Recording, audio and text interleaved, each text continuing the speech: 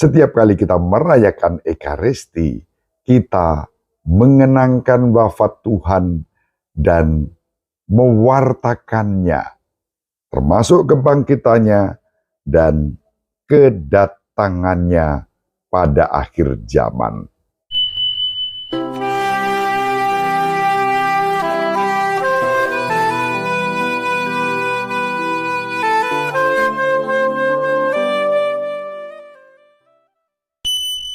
In nomine Patris et Filii et Spiritus Sancti.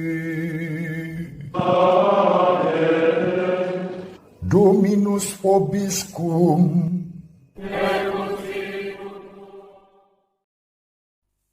Sahabat peradaban kasih ekologis yang terkasih, selamat berjumpa dalam renungan harian bersama saya melalui channel ini. Semoga panjenengan selalu sehat, tetap semangat tanpa sambat, dan selalu bahagia, kebahagiaan yang bersumber dari Tuhan Allah kita yang Maha Pengasih dan Penyayang bagi kita. Mari kita awali perjumpaan kita dengan bersatu di dalam doa. Kita menggunakan Mazmur tanggapan pada hari ini dari Mazmur 40. Wartakanlah wafat Tuhan sampai Ia datang. Kurban dan persembahan tidak kuinginkan, tetapi Engkau telah membuka telingaku. Kurban bakar dan kurban silih tidak Engkau tuntut. Lalu aku berkata, lihatlah Tuhan, aku datang. Dalam gulungan kitab ada tertulis tentang aku. Aku senang melakukan kehendak-Mu, ya Allahku. Taurat-Mu ada di dalam dadaku. Aku mengabarkan keadilan di tengah jemaat yang besar. Bibirku tidak kutahan terkatup. Engkau tahu itu, ya Tuhan. Biarlah bergembira dan bersukacita semua orang yang mencari Engkau.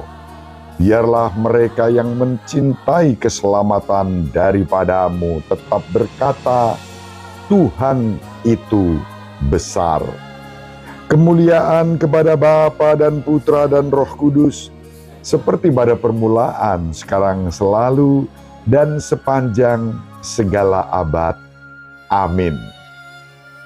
Sahabat peradaban kasih ekologis yang terkasih, Mazmur tanggapan pada hari ini sangat sesuai dengan bacaan pertama yang dikutip dari surat Santo Paulus kepada jemaat di Korintus. Dalam suratnya yang pertama kepada jemaat di Korintus bab 11 ayat 17 sampai 26, Santo Paulus berbicara tentang kurban Ekaristi yang mempersatukan.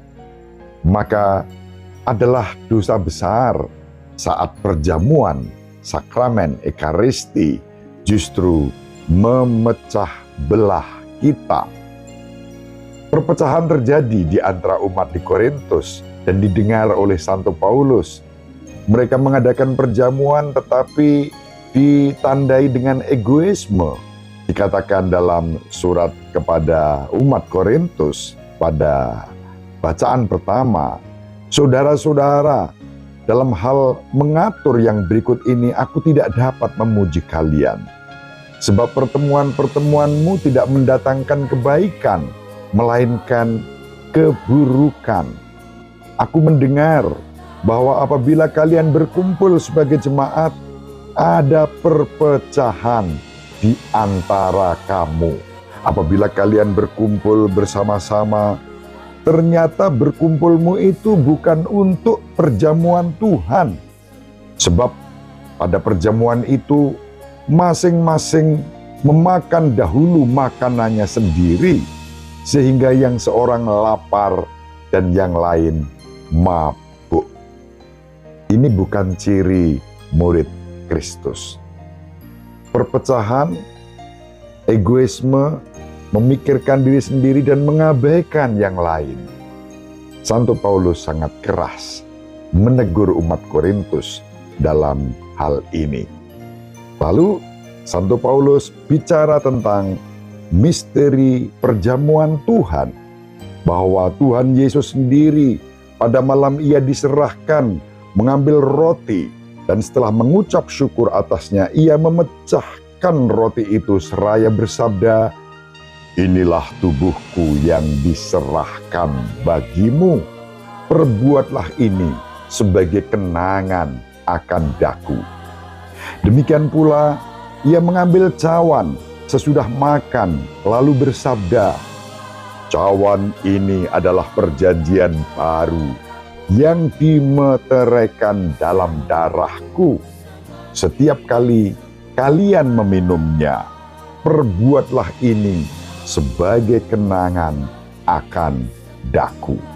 Lalu Santo Paulus merangkum seluruh misteri iman ekaristis itu dengan menulis kepada umat di Korintus, "Sebab setiap kali kalian makan roti ini dan minum dari cawan ini, kalian mewartakan wafat Tuhan sampai Ia datang."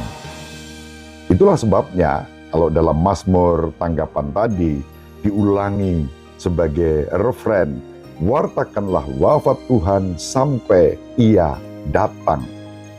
Pewartaan itu dihayati melalui kerukunan dalam perjamuan Tuhan dalam Ekaristi.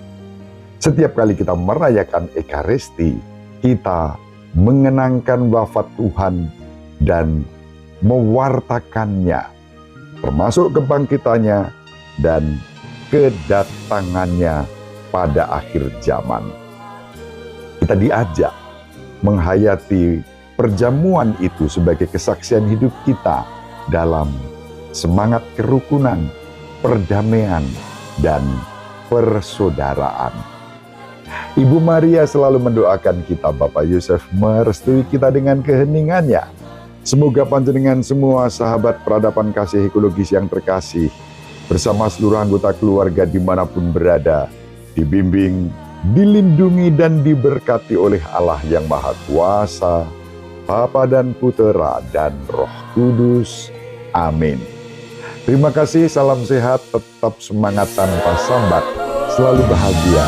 Kebahagiaan yang bersumber dari Tuhan Allah kita.